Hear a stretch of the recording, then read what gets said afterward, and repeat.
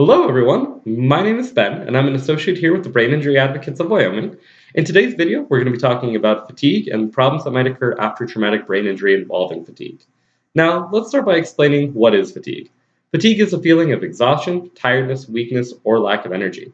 After an injury, a person may experience three different types of fatigue, and these types of fatigue generally include physical fatigue, psychological fatigue, and mental fatigue.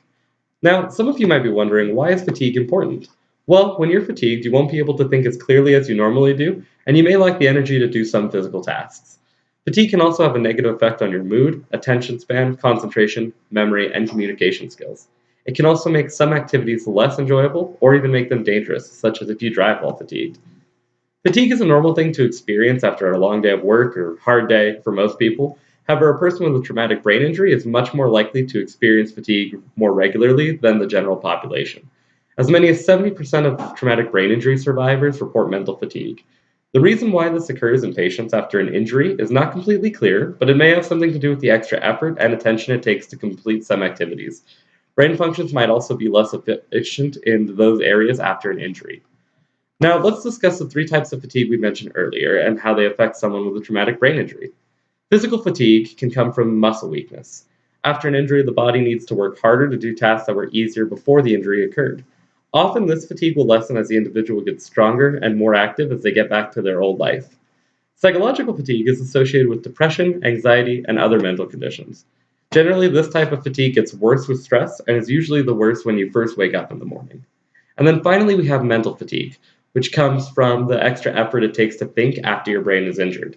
Many tasks take more concentration to accomplish than before, and working hard to think and stay focused may make you more mentally tired. Aside from what we've discussed so far, there's also several conditions that have been known to increase fatigue.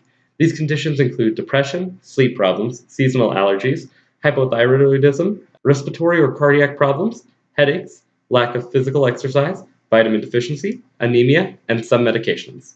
There are several things a person can do to help decrease their fatigue after an injury. Paying attention to what triggers your fatigue and then stopping an activity before you get tired, as well as getting more sleep and setting a regular schedule for yourself, will help to decrease a person's fatigue levels.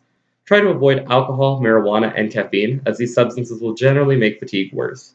Other things that may help reduce fatigue levels after an injury include resuming activities gradually and starting out with familiar tasks, as well as working to improve your daily time management skills and exercising daily. As always, make sure that you talk with your doctor about fatigue problems that you might experience after an injury, as they will be able to help you determine causes for your fatigue, as well as recommend treatments that might help improve your fatigue levels. Well, this brings us to the end of our video, guys. We hope you guys enjoyed watching, and hopefully we've been able to give you a little bit more information about fatigue problems that can occur after a traumatic brain injury. If you liked the video, as always, be sure to like and subscribe to the channel, stay up to date on all of our latest content, and as always, thank you guys so much for watching. Have a great rest of your day.